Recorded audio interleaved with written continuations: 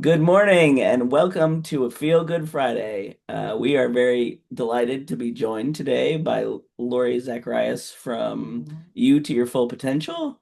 So I'm going to turn it over to Lori and let her introduce herself.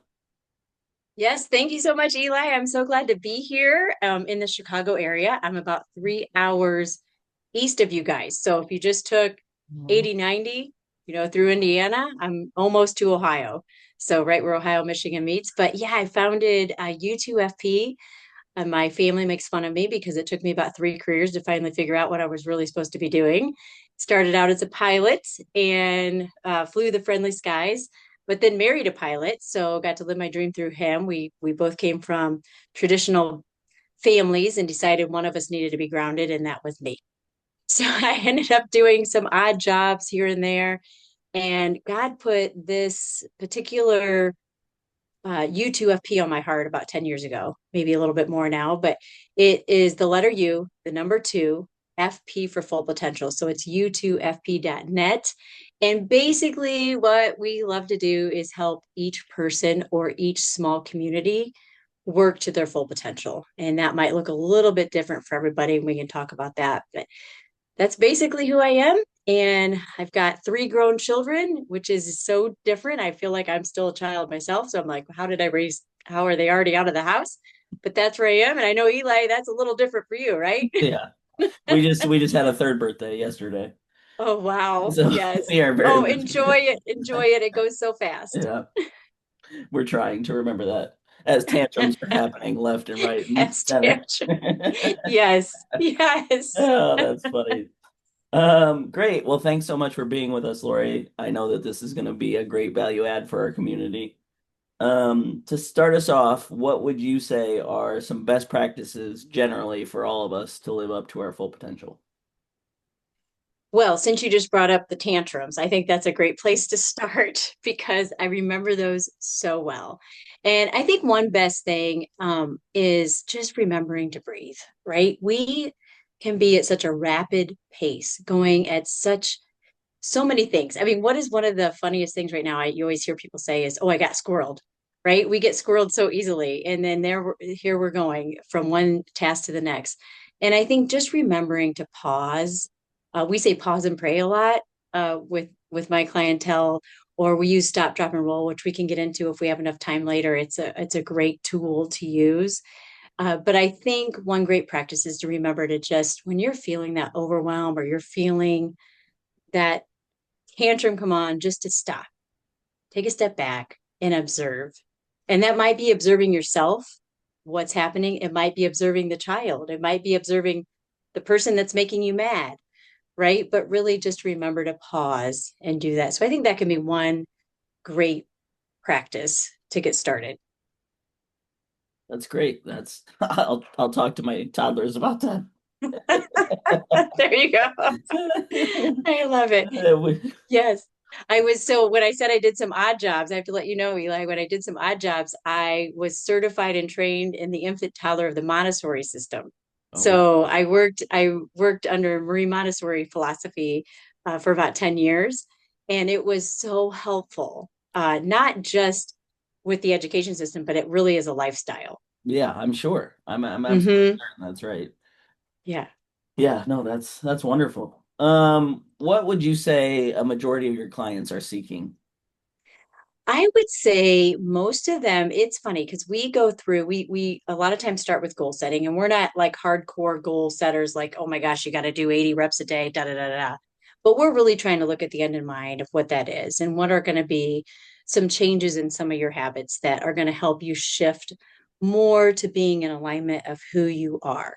So many people are doing a lot of things that feel right, right? Feels like me, but then there's just those few things that we can shift to feel more in alignment of who we were created to be. So we really feel that each individual was created for on purpose for a purpose. And, to find that, we really have to hone that in. It's kind of like that fork in the road, right? Do I go right or do I go left? Right. And many times the right and left can have a lot of the same identities, right? Same things, but there's just a few different that make it more you uh, if you get in that lane. So it makes it really good. But anyways, when we first do that goal setting, we always want to dig into the why. What is it? Why is it that you are desiring that? Or why is it that you feel called in that direction? And there's usually something really down. And it's probably one of the hardest parts of my job, but it's the most rewarding, is really digging in. And we really do dig. So it's really neat to see that. But most of the time, when we find that why and then we come up with it, most people are just wanting peace. Mm-hmm. Yeah. Peace of mind, peace in their life. I think peace with decisions. I mean, just peace. They just want peace. So I was really floored by that when I really started looking at it. And it was like 80 to 90% of mostly women. I do have some men that I work with, but I would say mostly women just to give it an idea. But they wanted peace. Yeah, that makes sense. That's I had, you know, before the call or before we started recording, I was talking to Lori about how I like labor and labor and labor over decisions typically in my life, and how at one point in my life I was, you know, like really trying to decide if like religious life was for me or if married life was for me. And I had a nun who was my mentor at the time who said, your heart's deepest desire and God's will are the exact same. So once you can tap into that, and that for me that was it. I was like, I know I want to be a parent. I know I want to have kids. Like I knew that was like my heart's deepest desire. And so to me that was like, okay, religious life is not where God's calling me. And yeah, I agree. I think once I finally just like made that decision and committed into it, it was just like all the chatter stopped, all the turmoil in my chest stopped. It just quieted down. Yes. Yeah. Yes. Walking with the spirit and your deep intuition Yeah. can, they match right up. I love that you were able to sense that. And that's so good. It doesn't mean you can't bring your spiritual or religious life with you, right? Right. It's just not your number one. Like that's Right. not your top. Right. Yeah, which is so good. I Right. I think that's so great. Thank you for sharing that. Yeah, of course. What would you say, Lori, is your what you talked a little bit about this, so I wonder. What are you most passionate about? Is it that, you know, digging in and diving into finding that like deep, deep call?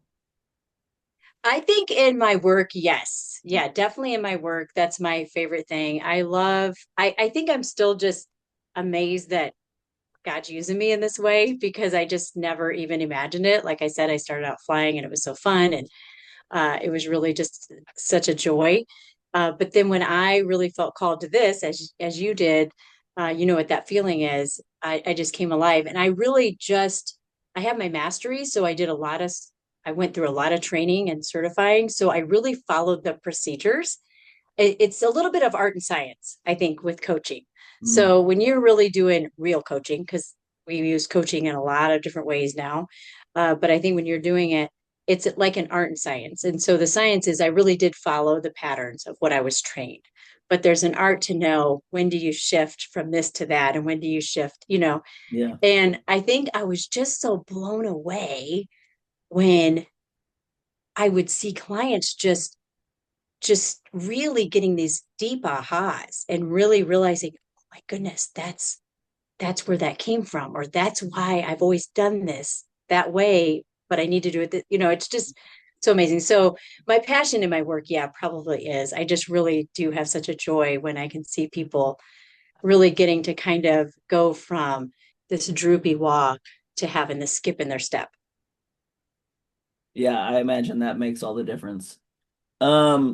I I didn't set you up for this one. The last question. Do you have a recipe for, you know, like what people can do to find, you know, what that deep intuition is calling them to? Yeah, I think there's probably not a recipe exactly for each and every person because every person is created uniquely. So for instance, one thing I have found that works for everyone is really learning to find that quiet time. I think it's one thing that we really need to learn to do and be disciplined with. And it's one thing that our culture, um, our enemy tries to keep us from. Uh, they want it to be noisy. They want it to be active. You know, they want us to be distracted and squirreled. And so I think really learning to carve out that time and make it a habitual habit. Like it is There's just no question, right? Just like most of us are not going to leave the house without brushing our teeth. So when we can learn to like, I'm not even going to start my day until I have had that quiet time, whether that's prayer, whether that's devotion, whether that's for some. And what I wanted to say is I think the recipe changes because for some, them getting that really time to just gather their thoughts, maybe connect with their creator, all of that might look different. That's where the recipe's different, right? I can't say some people love to journal. They get so much out of journaling, while others are like, oh my gosh, it makes me miserable. Others, others would rather wish maybe listen to worship music, or maybe they want to do a devotion. Maybe they want to watch a video that's very, intuitive or brings that connection there. Everybody has a little different style, so I think the recipe is going to look a little bit different. But I don't know if that answered your question or not. Did No, I yeah, skip that's around it or? no, that's super helpful, I think. I think recognizing that we're all uniquely made and what works for me is not necessarily going to work for everybody. And then just getting into those ideas of what, but yeah, I agree. I think in my own life, I actually, in another life, lived in a convent with 7 nuns for a year, which was the most wonderful experience of my life. And every morning at 5:30 a.m., they'd have morning prayer, and part because of um, there were Dominican nuns, and the part of the like life of Saint Dominic is he spent a lot of time in contemplation, and so Yeah. we would read prayers together in the morning, and then we'd spend 15 minutes in silence. And that, when the program that I was a part of required that I attend that prayer 3 days a week. Um, Okay. but for me, community is really, really valuable. And so I thought like this might not be great for me, but it's important to the people who are important to me. So Mm-hmm. I'm going to prioritize it.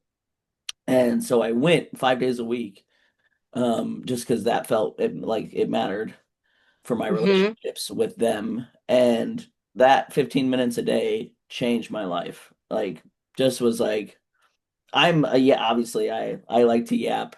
I also I love it. I also sing and play guitar.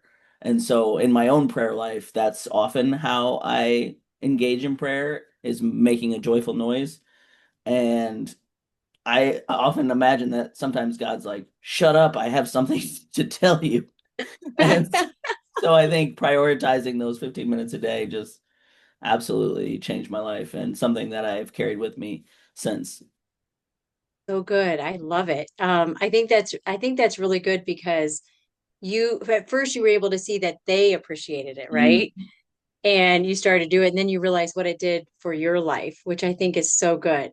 Some people just getting started with that quiet is like so awkward. They don't even know what to do. But as soon as you can start to connect, or as soon as you can just start to be disciplined with it, you receive, I think, exactly what you received.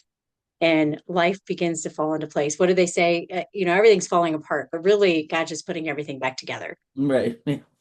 Yeah, no, I think that's a great point. I think I've always tried to have the mentality that like we all carry a piece of the truth in within ourselves, and Mm-hmm. like we are intended to come together to sort of put our piece into the middle and say, this is my part of the truth, what's your part of the truth, and let's put it together to see like what the mosaic is together. Mm-hmm. And I would have never thought I need to take 15 minutes of silence.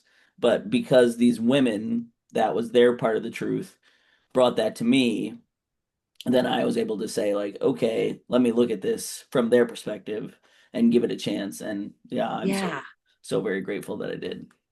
Oh, good. I Yeah. love that too. Those, I love your stories. That is just, you have such an interesting background. I think it would be just so interesting. I would just, it makes me think of Mother Teresa because I like to talk about her. Mm, And she had this choice to have this life of luxury, right? Like she didn't have to just go off and serve the least of these, but she chose to. And often I think, she definitely knew her purpose. right. And, and you shared it. You didn't know your purpose at first or exactly what it was supposed to look like, but you started to feel that tug in your heart, like, wait, this is not aligning. And I feel like Mother Teresa was probably the same way, only on maybe an opposite spectrum, right?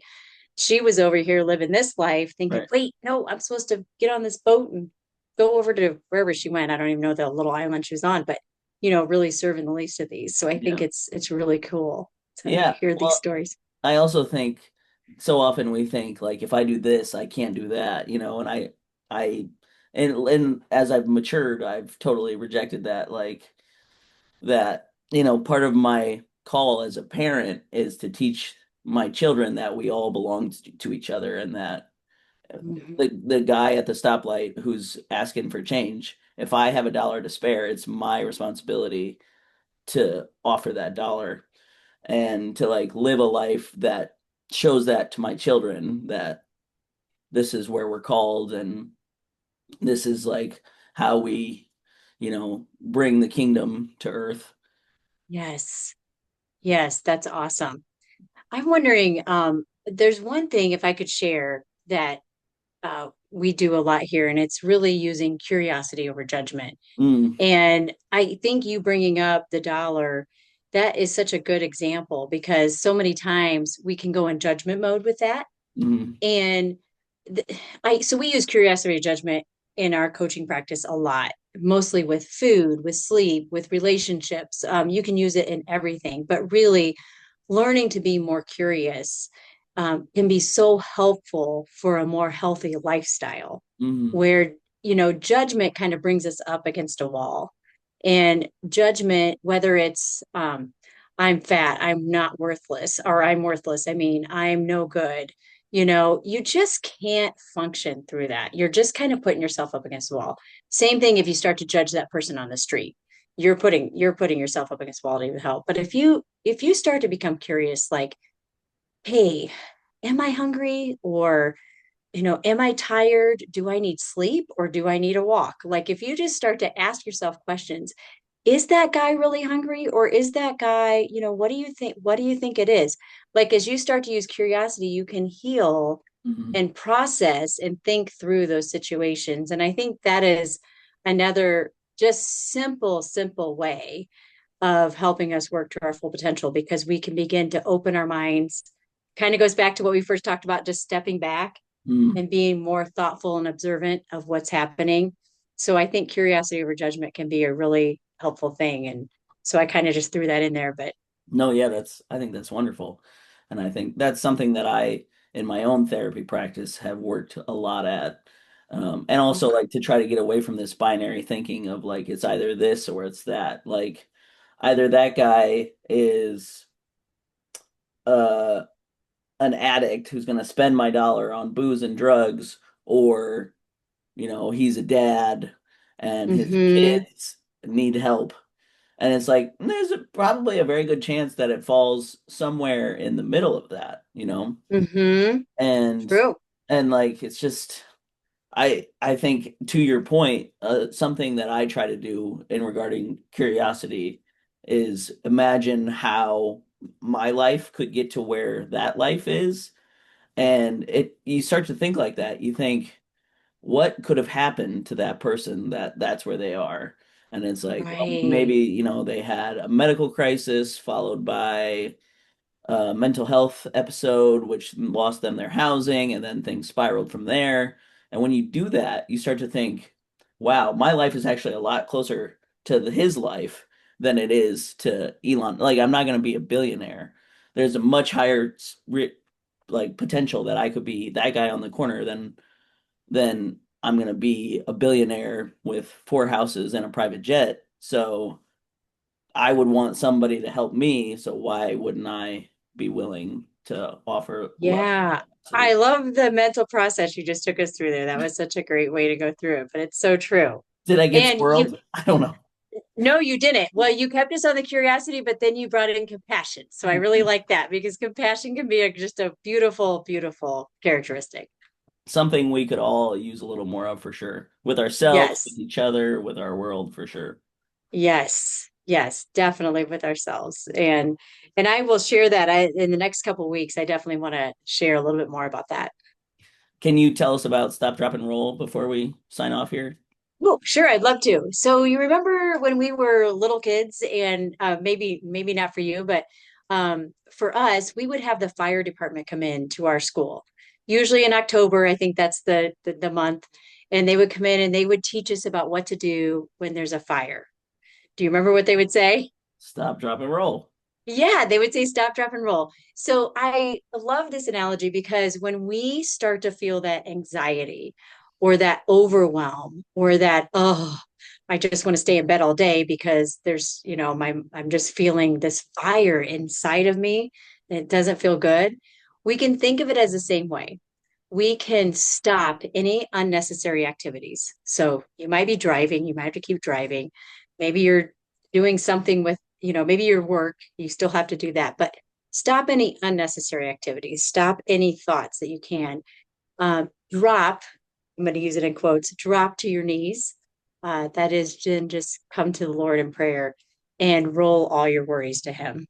And if anybody knows scripture, it's what is it, Philippians 4, 6, and 7, that really says, do not worry about anything, but in prayer and petition, just turn your request to the Lord.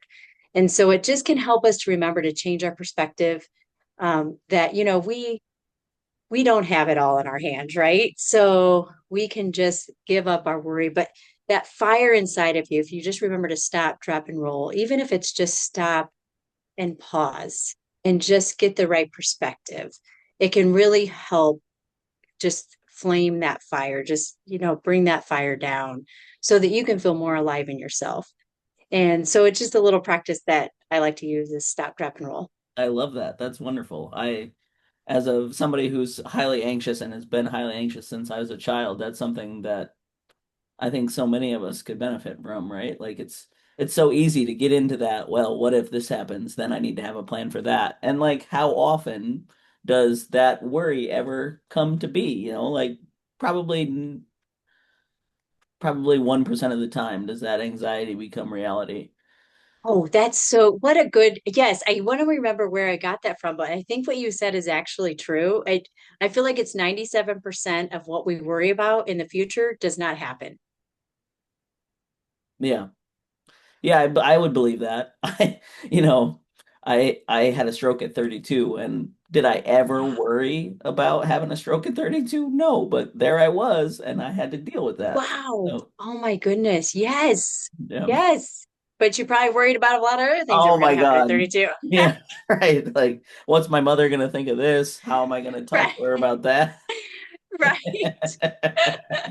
But then she's gonna say this, and then I need to say this, and it's like none of that even happened. Instead, we were in the hospital for a lot of that year. So it's just Right. Wow. so funny. Yeah. Wow.